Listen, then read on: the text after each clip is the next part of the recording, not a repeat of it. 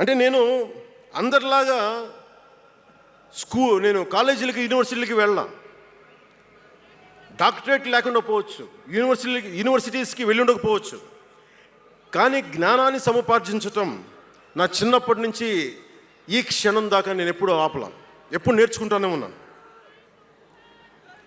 అంటే చిన్నప్పుడు illustrated వీక్లీలు, front line మ్యాగజైన్లు, news పేపర్లు, సోవియట్ భూమి పత్రికలు, చరిత్ర, సంస్కృతి పుస్తకాలు, సాహిత్యం, ఫిలాసఫీ, ఫారిన్ అఫైర్స్ ఇవేమి చదవడం ఆపలా ఇప్పటిదాకా. అవన్నీ సామాజిక, చారిత్రక, రాజకీయ అంశాల మీద అవగాహన లేకుండా ఎందుకు పార్టీ పెడతాం? దేశ విభజన, కలోనియల్ చరిత్ర, తిరుగుబాట్లు, చిట్టాగాంగ్, విప్లవ వీరులు, తాకట్టులో భారతదేశం, యాడమ్ స్మిత్లు, మాల్థూసియన్ థియరీలు చదవకుండా, అర్థం చేసుకోకుండా పార్టీ పెట్టేస్తామా? అంటే ఇవన్నీ ఇంత అవగాహన, ఇంత సామాజిక పరిజ్ఞానం సినిమాలు చేసుకునే వాడికి ఎలా ఉంటుంది అవగాహన అని? అదే కదా. అంటే దానికోసం ఎలా పుట్టాలండి? ప్రత్యేకంగా తెల్లగడ్డ వేసుకొని పుట్టాలా అండి? ఆకాశంలోకి చూస్తా తెల్లగడ్డం వేసుకొని సామాన్యుడికి అర్థం కాని లిటరీ టర్మ్స్ తోటి మాటల్ని మాట్లాడాలా? పోనీ పార్టీ పెట్టాలి అంటే నాన్న ముఖ్యమంత్రి అయి ఉండాలా? మావయ్య కేంద్ర మంత్రి అయి ఉండాలా? బాబాయిని చంపించుండాలా అని ఎక్కడ రాసిలేదు కదా. దశాబ్దం పాటు ఒంటరిగా పార్టీని మొయ్యాలి అంటే ఎన్ని తిట్లు, ఎన్ని అవమానాలు భరించాలి, ఎంత నలిగుండాలి, ఎంత జ్వలించుకుపోవాలి, ఎన్ని పోగొట్టుకోవాలి. వ్యక్తిగత జీవితం నుంచి నా ఆరోగ్యం దాకా అన్నీ పోగొట్టుకుంటానే వచ్చాను. దానికి ఈ జయకేతనం నాకు ఆనందాన్ని ఇచ్చింది. ఎందుకు చెప్తున్నానంటే ఆరోగ్యం గురించి. నేను మార్షల్ ఆర్ట్స్ చేసేటప్పుడు 3 గ్రనైట్ రాళ్ళు గుండెల మీద పెట్టుకొని పగలగొట్టించుకునేవాడిని. 9 ఏళ్ల పిల్లలు, 8 ఏళ్ల పిల్లలు ముగ్గురిని ఒకళ్ళని ఇలా పట్టుకొని ఇంకొకటి భుజాల మీద ఎక్కించుకొని గుడుంబ శంకర్లో మోసుకొచ్చినంత బలం ఉంది. చూడటానికి బక్కగానే ఉంటా, కానీ బలం అపారంగా ఉండేది. అలాంటి నేను ఈ రోజున నాకు రెండో కొడుకు నేను ఎత్తుకోలేను. పెద్ద కొడుకుని ఎలాగ ఎత్తుకోలేను అనుకోండి, అది వేరే విషయం. నా రెండో కొడుకుని చిన్నోడు 6-7 సంవత్సరాలు, వాడిని ఎత్తుకోలేను నేను. అంత బలహీన పడిపోయాను. కానీ బలం తెచ్చుకుంటాం మీ అందరి ఆశీస్సులతోటి, బద్దలు కొడతాం మళ్ళీ. అంటే రాజకీయాల్లో ఉండాలంటే 2 పిచ్చి పవర్ హంగ్రీ ఉండాలి, లేదా బలమైన సైద్ధాంతిక బలమన్నా ఉండాలి. వ్యక్తిగా ఎదగాలి, పదవే ముఖ్యం, అధికారమే ముఖ్యం. దానికోసం గుండాల్ని వాడుకుంటాం, మర్డర్లు చేయిస్తాం, వేల కోట్లు దోచేస్తాం, కులాలని కెలికేస్తాం, రకరకాల విద్వేషాలు రెచ్చగొడతాం, తద్వారా లాభపడతాం అన్నది ఇంకో పద్ధతి.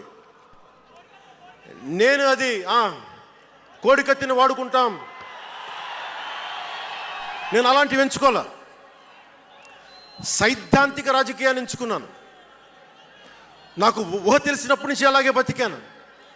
అందుకే నేను సమాజం, సమతుల్యత, భావితరాల భవిష్యత్తు, దేశం అంతరంగిక భద్రత, దేశ భద్రత, శత్రు దేశాల దాడులు ఆలోచించి దశాబ్దంన్నర నలిగి గుండె రగిలి అందరిలోనూ చైతన్యం రగిలించి ఈ రోజున జనసేన జయకేతనం ఎగరవేస్తున్నాం.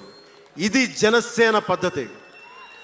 Registered party to recognized party. It took us a decade plus. అంటే నువ్వు ఎలా మార్చేసుకుంటావంటారు, నువ్వు అలా పడితే ఎలా మార్చేసుకుంటావని మాట్లాడతారు. అరే మనం ప్రార్థించే నదే గంగమ్మ అవ్వచ్చు, కృష్ణమ్మ అవ్వచ్చు, దేవత అవుతుంది, పడవలకి రస్తా అవుతుంది, పంట కాలువలకి పొలాల్లోకి దూరే పంట కాలువ అవుతుంది. మార్పు అనేక రకాలుగా ఉంటుంది. ఇక్కడ నువ్వు గంగని నదిగా చేసావు, ఇక్కడ నువ్వు స్నానం చేయకూడదంటే కుదరదు. చాలా విభిన్నంగా చూడాలి.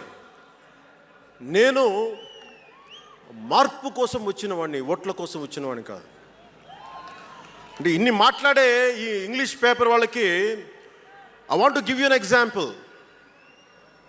Who said Pavan Kalyan changes from left, right and center. Let me tell you this. One example from one of your journalist brotherhood, from your journalist brethren, Sri M.J. Akbar. He wrote a book called Riot After Riot. ఆ పుస్తకంలో entirety అంతా how BJP is wrong, how BJP is communal అని all the stories he picked up is all about anti-BJP. But in 2014, same Mr. M.J. Akbar has become MP for BJP. బీజేపీని తిట్టిన వ్యక్తే కాంగ్రెస్లో ఉండి బీజేపీకి వెళ్ళి మారగలిగినప్పుడు తప్పులేదు, కానీ నేను ఇన్ని రకాలుగా మాట్లాడి తప్పు అయిపోయింది అది. అంటే ఇది let me tell you, I blended the best of everybody.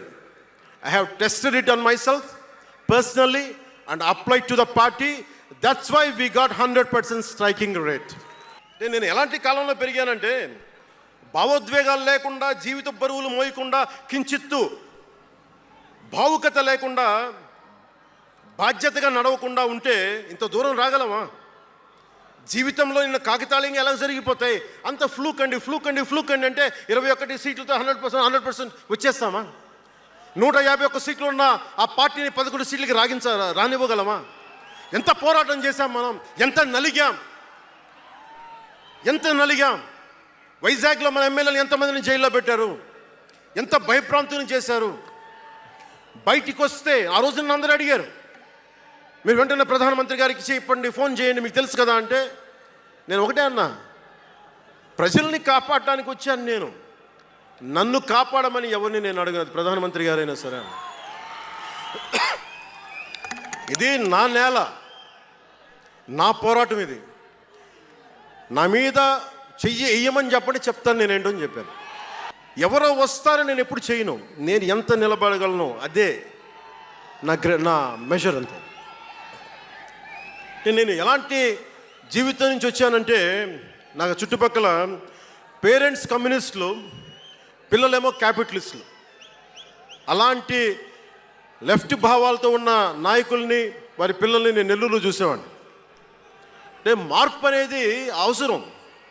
నాన్న కమ్యూనిస్ట్ కదా అని కొడుకు క్యాపిటలిస్ట్ అవ్వకూడదనే రూల్ లేదు.